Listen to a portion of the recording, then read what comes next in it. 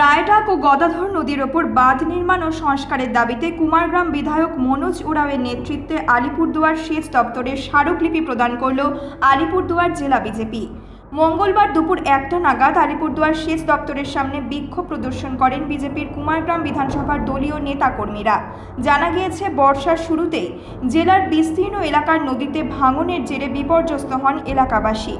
একই রকম সমস্যা রয়েছে কুমারগ্রাম বিধানসভার গদাধর নদী এবং রায়ডাক 2 নম্বর নদী এলাকায়। বর্ষা শুরু হতেই এই দুই নদীর বাঁধের বিভিন্ন অংশে দেখা গিয়েছে প্রবল ভাঙন। বৃষ্টিপাত আরও বাড়লে যে কোনো সময়ে ধসে যেতে পারে পাথরের তৈরি ওই বাঁধ। ফলে প্লাবনের আশঙ্কা করছেন এলাকার কয়েকশো গ্রামবাসী। সেই ঘটনায় দ্রুত ওই নদী দুটির বাঁধ নির্মাণ এবং সংস্কারের দাবি জানিয়ে এদিন স্মারকলিপি প্রদান করলেন তারা। আপনারা তো জানেন, তীব্র বর্ষণের ফলে শুধুমাত্র আলিপুরদুয়ার জেলার নির্দিষ্ট অঞ্চল না, আমাদের কুমারগ্রাম এফেক্টেড হয়ে গেছে। আর গদাধর নদীর বিভিন্ন জায়গায় ভাঙন দেখা দিয়েছে। বিশেষ করে 262 নম্বর যে বুথ আছে, আর সেখানে কয়েক জায়গায় ভেঙেও গেছে এবং আগামী দিনে যদি ব্যবস্থা না নেওয়া হয় তাহলে ভেঙে যাবে। একইভাবে ভোলকাবরস 1 নম্বর জিপি, সেখানকার চকচকা মৌজায় রায়ডাক কিছু জায়গায় ভাঙন দেখা দিচ্ছে। তো আমি গিয়েছিলাম, সেখানকার গ্রামবাসীরা ডেকেছিল, আমি দেখে এসেছি এবং খুব ভীষণ খারাপ অবস্থা। ইমিডিয়েট যদি কোনো কিছু ব্যবস্থা না করা হয় তাহলে পরবর্তীতে পুরো গ্রামগুলো কিন্তু নিশ্চিহ্ন হয়ে যাবে। তাই আমরা আলোচনা করেছিলাম, ইমিডিয়েট আমরা ডেপুটেশন দেবো। সেই অনুযায়ী আমাকে এসেছি এবং ডেপুটেশন দিচ্ছি। আগামী 15-20 দিনের মধ্যে যদি কোনো ধরনের কোনো ব্যবস্থা না হয় তাহলে গ্রামগুলোকে অস্তিত্ব খুঁজে পাওয়া যাবে না। তাই আমরা দেখতে চাইছি যে 15 দিনের মধ্যে কোনো একটা কিছু ব্যবস্থা করা যায় কি না। আপাতত একটা টেম্পোরারি যদি কোনো কিছু ব্যবস্থা করা যায়, পরবর্তীতে ভালো করে যদি ইরিগেশন দপ্তর সেগুলোর ব্যবস্থা গ্রহণ করে তাহলে এই মানুষগুলো কিন্তু বাঁচবে। আমরা দেখছি আমাদের প্রতিনিধিরা যারা আছেন, গ্রামবাসীরা আছেন, নেতৃত্বরা আছেন, তারা ভিতরে গেছেন আলোচনা করতে। যদি সমাধান না হয় বা অন্য কোনো ধরনের আশ্বস্ত না করেন তাহলে পরবর্তীতে আরও বৃহত্তর আন্দোলনের ব্যাপারে নামবো। এখন মাত্র 2-1টি বুথের থেকে এসেছি, এর পরবর্তী পুরো মণ্ডল থেকে আসবে, তার পরবর্তী আরও সেটা জেলার আকারে বৃহৎ আকারে ধারণ করবে। আমরা দেখছি যে সেচ দপ্তর তারা কী মতামত পোষণ করে। না, আমরা এখানে এসেছিলাম, যেখানে জমায়েত হয়েছিলাম সেখান থেকেই আমরা মিছিলের আকারে ভেবেছিলাম যে ছোটো মোটো হবে। তোমার দেখলাম প্রচুর মানুষ এসছে, অটোমেটিক সেটা মিছিলের আকার নিয়েছে এবং আমরা এসেছি মিছিলের আকারেই এখানে ডেপুটেশন দিয়েছি। না, আমাদের প্রতিনিধির সাথে কথা হয়েছিল, আমরা বলেও দিয়েছিলাম যাই হোক 2-1 দিনের মধ্যে আসবো। সেই অনুযায়ী প্রতিনিধিরা গেছে এবং দেখা যাক তারা কী খবর নিয়ে আসে। ভুক্তভোগী আমরা অনেক দিন থেকে। এবার যে এখন জল হলো, 15 দিন যাবৎ আমরা এই অবস্থায় আছি।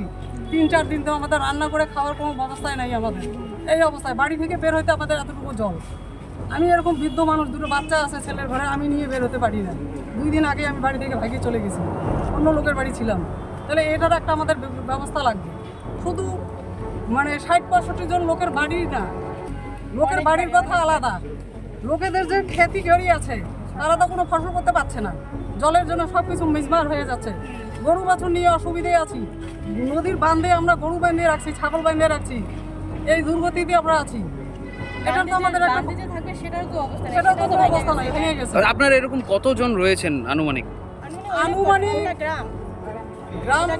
টোটাল গ্রামটাই জলে ভরা। আচ্ছা। আর এমনি বাড়ি ঘর ডুবানো ধরে রাখেন 70-75 জন বাড়ি। 75টা বাড়ির মধ্যে তাহলে কতজন লোক গরু বছর থাকতে পারে সেটা নিজেই অনুমান করতে পারেন। আর আমরা মেয়ে ছেলে মানুষ মুখে কি হিসেব করে তো আসি নাই। আমাদের হালকা বারবৈশা 1 পূর্ব চকচকা গ্রামটা আজকে দীর্ঘদিন থেকে যে বাঁধ ছিল একটা, সেই বাঁধটা আমাদের যে প্রাপ্তম সে আগে যে আমাদের মনোজরাও উনি বাঁধ দিয়েছিলেন, সেই বাঁধটা এত জলে প্লাবন হচ্ছে তার জন্য একদম ভেঙে যাচ্ছে। আর যদি 2-4 দিন এইরকম বন্যা প্লাবিত থাকে তাহলে ওই বাঁধ উড়ে আমাদের যে গ্রামটা পূর্ব চকচকা মৌজা, সেই গ্রামটা উড়ে যাবে বা আমাদের যে ঘর বাড়ি সব ভেঙে তছনছ হয়ে যাবে। সেই জন্য আমরা এর আগেও আমরা যে ইরিগেশন ডিপার্টমেন্ট জলের যে দপ্তর ওনাকে আমরা চিঠি দিয়েছি, তারপরে সেই এখনও শুরু হওয়া হয়নি। তার জন্য আজকে আমরা সেই জমায়েত হয়ে এমএলএ সাহায্যে আমরা এখানে এসে ডেপুটেশন আমার বাঁধেরও ব্যাপার, বাঁধ ভাঙছে, বাঁধ ভাঙে স্কুলটার সামনে ঢুকছে। কোন স্কুলটা? এটা বুড়াগাড়ি আর্যপাড়া প্রাথমিক বিদ্যালয়। আচ্ছা, তারপর? আর হলো তোমার না ওই রাস্তাঘাটও ভাঙছে, হ্যাঁ রাস্তাঘাটও ভাঙছে, অনেকগুলো বাড়িও উঠে গেছে। ওই বাড়িগুলো উঠে গেছে পূর্ববর্ষকে, এখন পূর্ববর্ষকে উঠে গেছে। আলিপুরদুয়ার থেকে শামু দাসের রিপোর্ট, নিউজ মেট্রো।